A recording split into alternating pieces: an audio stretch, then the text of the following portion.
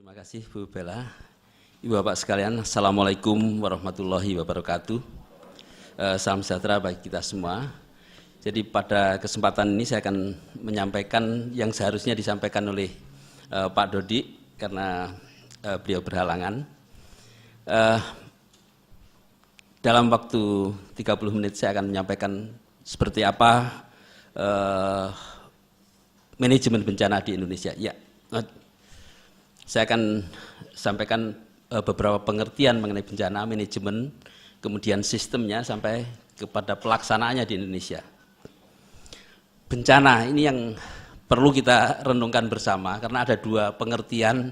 Kalau undang-undang setiap kejadian apapun peristiwa itu alam, non alam maupun sosial, asal ada korban jiwa, kerusakan harta benda dan dampak psikologis itu disebut bencana. Tapi tidak demikian halnya dengan PBB, UNHCR itu ada kata-kata yang menyebutkan bahwa apabila kejadian tersebut tidak mampu diatasi oleh masyarakatnya baru disebut bencana. Jadi ini ya, yang sedikit berbeda dengan antara definisi kita dengan definisinya PBB. Jadi kalau kita lihat misalnya bencana selalu ada faktor-faktor penyebabnya, ada hazardnya, ada bahayanya, ada kerentanannya, kemudian ini baru menjadi risiko bencana. Jadi sering saya selalu mengajarkan untuk membedakan antara risiko bencana dengan bencana itu sendiri. Jadi kalau sudah ada pemicunya, kemudian pemicu tadi menyebabkan korban jiwa, kerusakan harta benda dan kerusakan lingkungan, maka dia disebut bencana. Jadi tidak serta-merta gunung meletus itu bencana. Kalau gunung meletus ada di tengah Samudra Pasifik dan itu tidak menimbulkan apa-apa, itu juga bukan bencana. Jadi ini setiap kali bencana pasti kita bisa lihat yang disebut hazard atau bahayanya apa, kerentanan adalah manusia yang dihadapkan kepada hazard tersebut, itu baru sekedar risiko bencana. Nah kemudian dalam pembagiannya, ini juga ada yang melihat alam dan non-alam. Kemudian juga dari kecepatannya, ada yang slow onset, biasanya epidemi, kekeringan itu slow onset, tapi yang sudden onset, earthquake, kemudian longsor itu biasanya cepat. Tapi yang paling sering yang pengklasifikasiannya adalah berdasarkan aspek penyebabnya. Ini PBB selalu membaginya dari bencana-bencana yang beraspek geologi, beraspek hidrometeorologi, beraspek biologi, dan ini mungkin yang banyak memerlukan perhatian dari Ibu Bapak sekalian, bencana-bencana yang beraspek biologi. Kemudian teknologi, ini bisa kecelakaan industri, kecelakaan konstruksi seperti jembatan Kutai Kartanegara itu adalah teknologi. Kemudian bencana-bencana lingkungan. Jadi biasanya pengklasifikannya seperti ini. Nah khusus untuk Indonesia itu ada dua lagi, yaitu bencana sosial, tetapi itu hanya kasus Indonesia, yang dimana bencana sosial itu adalah kerusuhan sosial dan terorisme.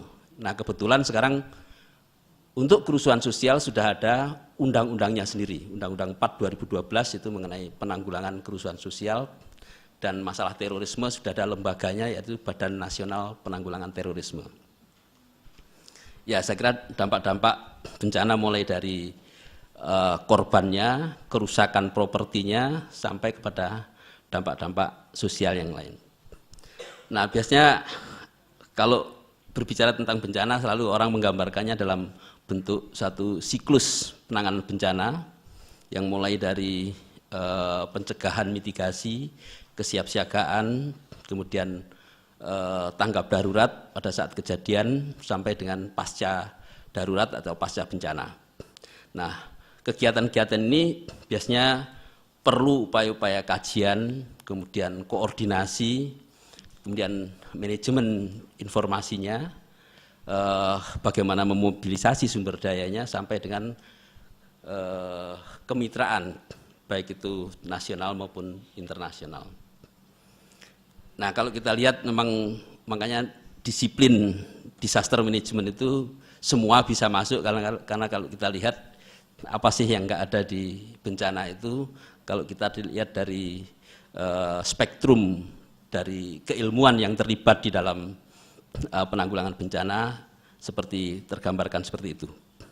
Nah, khusus mengenai manajemen bencana, biasanya kita membagi dengan 3 tahapan: pra bencana, kemudian pada saat, dan pasca bencana. Di mana kalau pada pra bencana biasanya lebih kepada manajemen risiko bencana, memanage risikonya.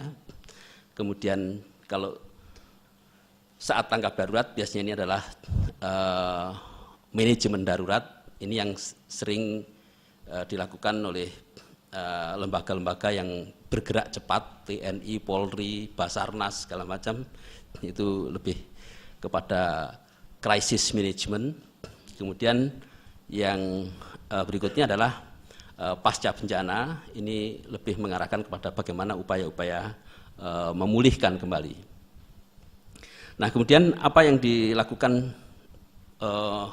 di dalam melaksanakan ketiga tahapan tadi, itu adalah pertama dengan membangun sistem penanggulangan bencana, dimulai dari legislasinya. Jadi biasanya landasan hukum ini sangat penting, karena biasanya disitulah kita mendasari langkah-langkah legitimasi dari pekerjaan-pekerjaan.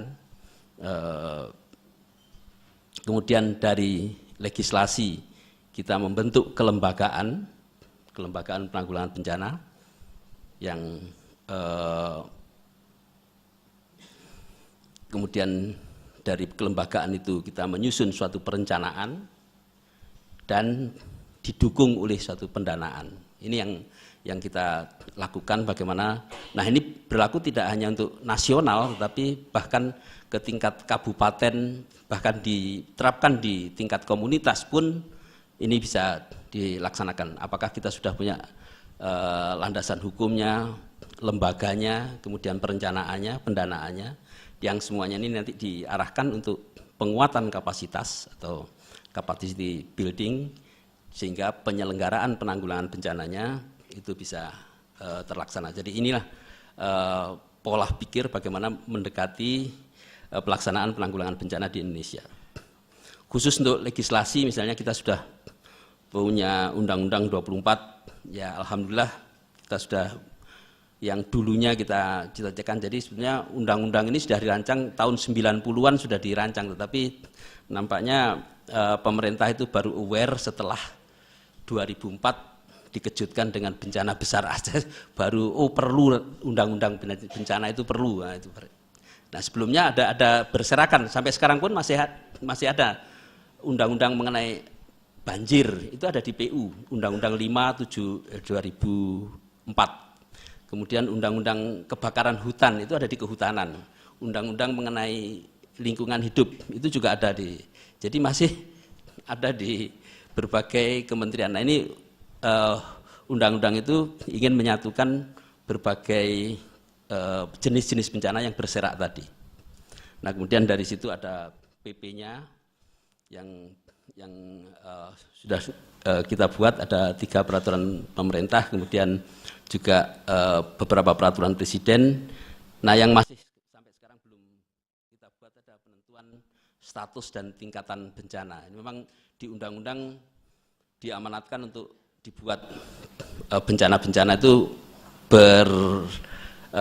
sesuai dengan tingkatannya, tapi nampaknya ini sulit untuk direalisir, karena tidak gampang. Kalau orang mati 99 itu kabupaten, kalau 100 provinsi, enggak seperti itu. Tapi nampaknya ini tidak gampang untuk dipilahkan mana bencana provinsi, bencana. Nah, jadi itu yang seringkali masih menjadi perdebatan. Tapi bencana sesuai dengan porsi dari masing-masing tingkatan administratif itu memberikan peran sendiri-sendiri. Yang pertama memang tingkat kabupaten kota, kemudian didukung oleh provinsi, baru nasional membantu dalam yang bersifat ekstrim. Ini saya kira perlunya ada undang-undang tadi, mulai dari adanya satu komitmen saja, sebetulnya bentuk komitmen dari pemerintah dan juga DPR mengenai bagaimana pemerintah atau pemerintah daerah itu menangani bencana. Nasional sudah komit, jadi baik pemerintahnya maupun DPR RI-nya itu sudah bisa dikatakan komitmennya cukup tinggi. Tapi bagaimana dengan pemerintah daerah sekarang? Banyak pemerintah daerah yang masih menganggap bencana itu masih sesuatu yang apalagi dengan otonomi daerah. Itu nampaknya tidak semua pemerintah daerah mempunyai pandangan yang sama komitmennya terhadap penanggulangan bencana. Bahkan sudah tertimpa bencana berapa kali pun tidak ada lembaga BPBD di daerah itu. Contoh Sinabung misalnya, sampai dia meletus ini BPBD-nya baru saja terbentuk belakangan ini. Jadi itu contoh bagaimana komitmen dari pemerintah daerah masalah-masalah kebencanaan tadi. Ya, saya kira tujuan ini ada di dalam undang-undang untuk melindungi warga negara dari ancaman bencana dengan berbagai hal, kemitraan sampai mendorong kepada pelaksanaan kemitraan antara pemerintah, kemudian lembaga usaha dan masyarakat sipil.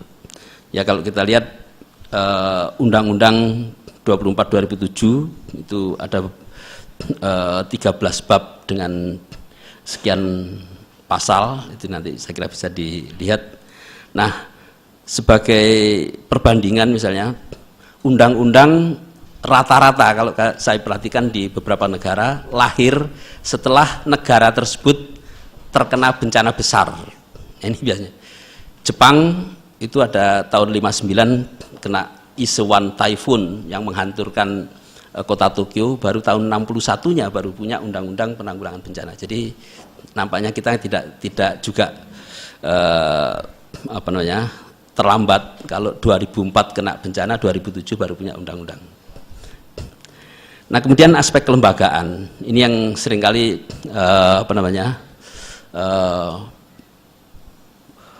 BNPB itu adalah lembaga tingkat pusat, BPBD lembaga tingkat daerah.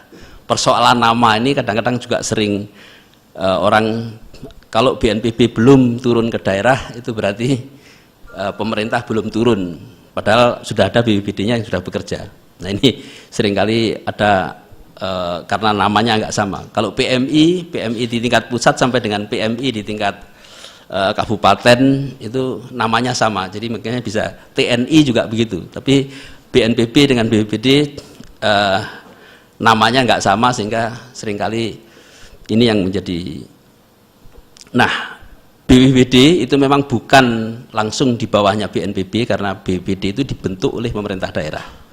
Oleh karena itu tidak ada garis komando dari BNPB memerintahkan kepada BPBD. Jadi tergantung bupatinya, tergantung gubernurnya seperti apa memerintahkan BPBD. Nah, ini yang kemudian satu keistimewaan bahwa di setiap BNPB atau BPBD tadi ada unsur pengarah. Nah, ini yang sebetulnya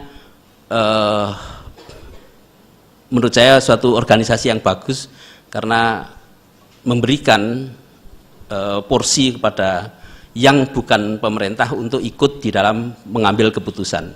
Jadi di BPBD itu harusnya di BPBD DIY ada unsur pengarah yang bisa mewakili dari akademisi, tokoh masyarakat, dunia usaha, masyarakat sipil.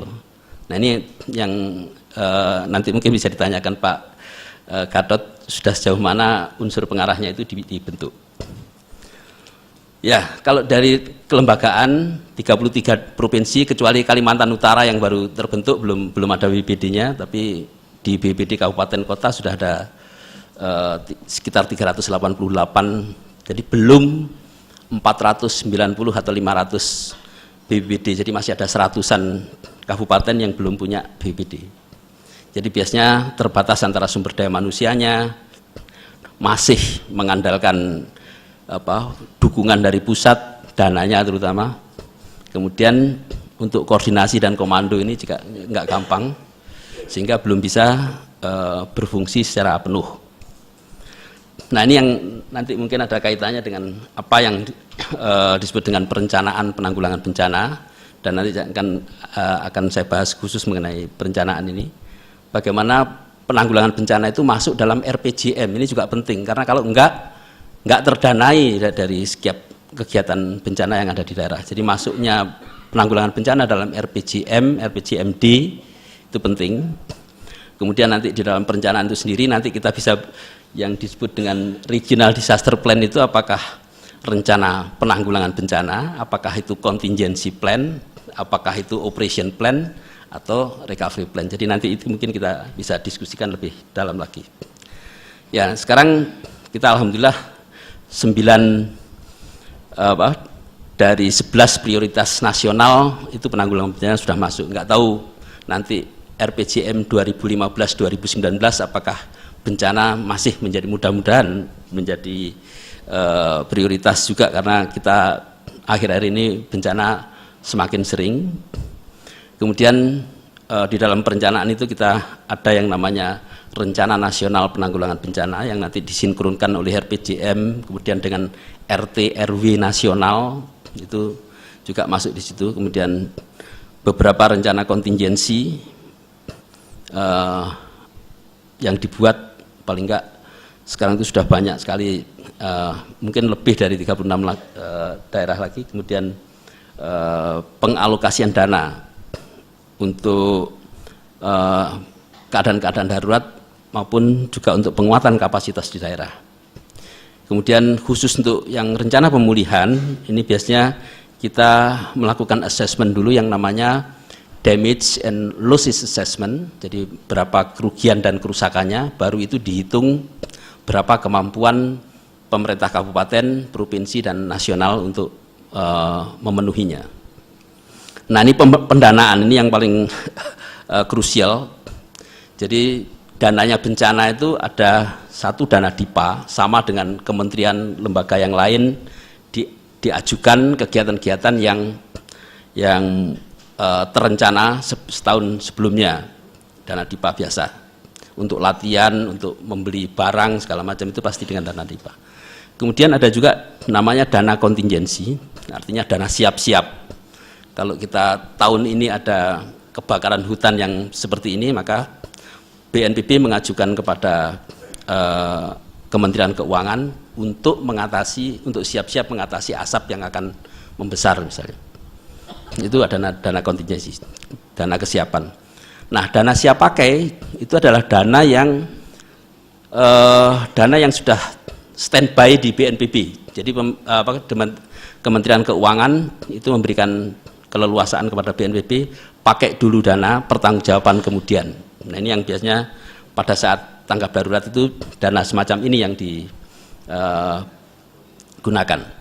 Kemudian ada lagi dana bantuan sosial berpola hibah, itu adalah dana untuk pemulihan, untuk rekon. Jadi dana ini untuk membantu daerah untuk mengembalikan atau memulihkan infrastruktur dan kerusakan-kerusakan akibat bencana. Nah, satu hal lagi yang masih sulit untuk dipantau, dana yang bersumber dari masyarakat. Nah, ini karena ada media Indonesia Peduli, Kompas Peduli, dan segala macam yang semuanya diurusi sendiri-sendiri, nggak melaporkan dipergunakan untuk apa. Nah, ini yang masih terus terang saya katakan BNPB masih belum bisa mengkontrol banyaknya dana-dana tadi. Ya, saya kira dana pendanaan penanggulangan bencana itu diharapkan kalau bisa itu kalau dari PBB diharapkan 1% dari APBN-nya suatu negara itu dipergunakan untuk bencana. Tapi kita berdasarkan Bappenas itu waktu itu dihitung 0, berapa, masih belum 1%. Jadi waktu itu ini yang perlu di. Nah, kemudian dana yang saat ini dilakukan itu lebih banyak kepada fokus untuk pasca bencana, masih untuk memperbaiki infrastruktur yang rusak daripada untuk membangun kesiapsiagaan masyarakat. Kemudian ya kita harus menganggap bahwa untuk pengurangan risiko bencana itu merupakan satu investasi sebetulnya. Jadi penelitian PBB misalnya mengatakan setiap $1 yang diinvestasikan untuk pengurangan risiko bencana itu bisa menyelamatkan $6 aset yang dimiliki. Ini hitungannya seperti itu. Tapi orang biasanya belum percaya kalau itu hitungan masih dalam di atas kertas. Nah, ini saya kira beberapa kendala-kendala yang dihadapi. Nah, ini gambaran misalnya tahun 2008 itu dana untuk prabencana kesiapsiagaan itu masih sekitar 20%, tanggap darurat 13%, tapi dan dana yang pasca bencana itu masih cukup besar. Sekarang sebagai gambaran, dana pasca bencana itu yang dialokasikan oleh negara sekitar 4 sampai 4,5 triliun untuk dana yang hijau itu.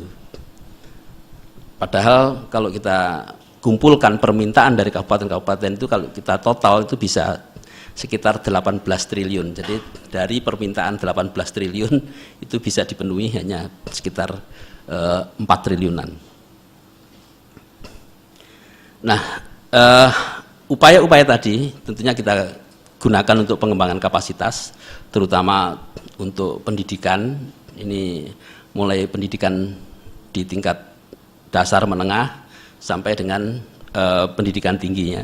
Jadi alhamdulillah mungkin sekarang paling tidak ada pusat studi bencana itu di 40 lebih universitas sudah ada pusat studi bencananya. Program studinya mungkin sekitar 10-an program studi yang ada di perguruan tinggi. Jadi ini suatu upaya-upaya kita untuk melangkah ke upaya-upaya pendidikan.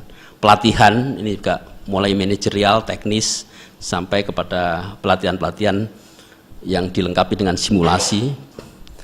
Kemudian penelitian-penelitian. Nah, ini kebetulan meskipun sedikit di BNPB juga dialokasikan dana penelitian, tapi nggak banyak. Oleh karena itu kita menggandeng Dirjen Dikti untuk penelitian-penelitian bencana. Nampaknya di Dikti masih banyak dana penelitian kebencanaan yang belum terpakai waktu itu.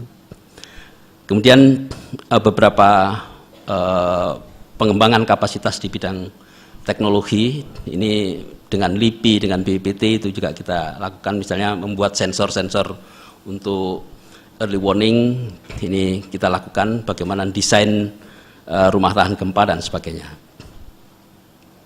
Ya, saya kira pengembangan kapasitas itu adalah tujuan yang paling prioritas bagi kita, baik kapasitas sumber daya manusianya, prasarana dan sarananya, maupun manajerialnya. Jadi tadi kalau dikatakan mungkin perlu juga untuk mengembangkan kemampuan dalam memanage bencana ini juga dibutuhkan. Sampai tadi misalnya untuk bagaimana kemampuan mengelola, karena kalau kita handalkan misalnya aparat penanggulangan bencana yang ada di pemerintah, dari BNPB saja hanya 300 orang untuk ngurusi bencana se-Indonesia. Kalau kita bandingkan dengan BMKG itu 3.000, 4.000 orang untuk ngurusi masalah. Jadi ini sangat-sangat tidak imbang. BPPT itu ada 4.000 orang di BPPT, BNPB hanya 300 orang, jadi 1/10-nya untuk ngurusi bencana segitu banyak. Jadi tetap harus ada satu peningkatan itu. Oleh karena itu, kalau orangnya sedikit, maka relawannya yang harus diperbanyak. Oleh karena itu, tadi nanti juga di pembahasan yang kedua, relawan penanggulangan bencana menjadi penting, karena seperti rasio di Perancis atau di Jepang itu satu aparat itu paling tidak 1 dibanding 2.000 atau 200 sampai 2.000 relawan. Jadi itu perbandingan yang bisa kita gunakan untuk. Nah, kemudian juga di dalam pengembangan kapasitas ini BNPB sedang membangun yang namanya Indonesia Disaster Relief Center yang ada di Sentul. Jadi ada satu wilayah di pusat latihan untuk pasukan perdamaian PBB itu punyanya Kementerian Pertahanan, itu di situ ada lahan BNPB yang digunakan sebagai training ground untuk pelatihan-pelatihan penanggulangan bencana, dan ini diharapkan nanti setiap latihan-latihan peningkatan kapasitas mengenai kebencanaan diadakan di situ. Kemudian perkuatan mengenai satuan reaksi cepat ini juga ada di BNPB. Selama ini satuan reaksi cepat itu baru hanya 2 wilayah, yaitu Indonesia Barat dan Indonesia Timur. Indonesia Barat dipusatkan di Halim Perdana Kusuma karena harus dekat dengan mobilisasi angkutan udara. Kemudian di Indonesia Timur itu diadakan di Abdurrahman Saleh, jadi di Malang. Jadi dua daerah itu yang digunakan sebagai disaster assistant rapid team. Nah, ini yang kemudian juga mengenai pusat pengendali operasi. Ini saya kira harusnya setiap BPBD itu mempunyai Pusdalop, pusat pengendali operasi atau Emergency Operation Center di nasional 1. Kemudian sekarang ini untuk di provinsi kebetulan Jogja dapat, jadi nanti Pak Gatot bisa nyitakan bagaimana, karena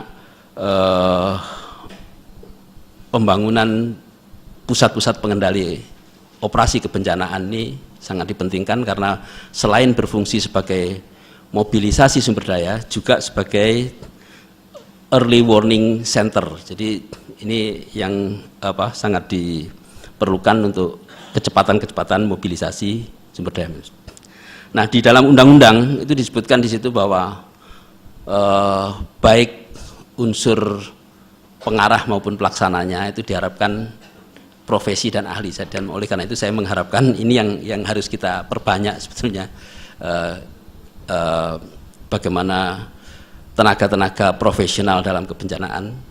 Kebetulan kita lagi mendekati BNPT, Badan Standarisasi Profesi, BNSP untuk tenaga-tenaga kebencanaan itu seperti apa, itu sedang kita lakukan penyusunan kualifikasinya, sehingga dengan demikian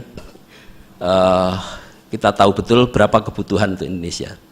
Nah, ini nampaknya karena spektrum dari disaster management itu mulai dari SAR, kesehatan, kemudian pengelolaan camp, sampai dengan masalah-masalah psikososial itu luas begitu, sehingga perlu adanya pengelompokan atau klaster-klaster di dalam penanggulangan bencana. Saat ini ada, kalau kita menggunakan klaster dari UN OCHA itu ada 9 klaster. Apakah semua 9 klaster kesehatan termasuk di dalamnya? Salah satu klaster di situ di dalam pengelompokan profesi-profesi dan ahli dalam penanggulangan bencana ini. Ya, kemudian di dalam penyelenggaraan penanggulangan bencana ini, kalau kita lihat di undang-undang, mulai dari pra bencana, saat tanggap darurat, dan pasca bencana, itu lingkup pekerjaannya meliputi seperti dalam capture ini. Tentunya nanti yang berkaitan dengan perencanaan penanggulangan bencana bisa kita bahas lebih lanjut. Nah, ini sebagai resume dari apa yang saya sampaikan tadi. Kalau untuk masalah-masalah yang berkaitan dengan pra bencana, itu mulai apa yang ada saat ini, dan kemudian upaya-upaya apa yang harus dilakukan. Ini saya kira masing-masing bisa kita lihat di dalam, saya percepat saja. Kemudian di saat tanggap darurat juga begitu, saat ini seperti apa, dan upaya-upaya yang akan dilakukan seperti apa. Nanti mungkin bisa kan. Kemudian pasca bencana juga demikian, banyak kegiatan-kegiatan yang harus masih kita lakukan di dalam pasca bencana. Ya, kembali lagi dalam menutup dari sesi ini, manajemen bencana ini tidak hanya pada tanggap darurat, tapi pengurangan risiko bencana ini menjadi sangat penting. Kemudian sistem yang kita terapkan tadi mulai legislasi, kelembagaan, pendanaan, ini semuanya sedang dibangun oleh BNPB. Di tingkat nasional mungkin sudah, tetapi tinggal di tingkat daerah seperti apa. Oleh karena itu peran serta semua stakeholder, pemerintah, swasta, masyarakat sipil, akademisi, ini juga harus terlibat di dalam upaya pengembangan sistem tadi. Saya kira itu yang bisa saya sampaikan. Untuk selanjutnya mungkin kalau ada pertanyaan-pertanyaan kita bisa diskusikan berikutnya. Terima kasih. Wassalamualaikum warahmatullahi wabarakatuh.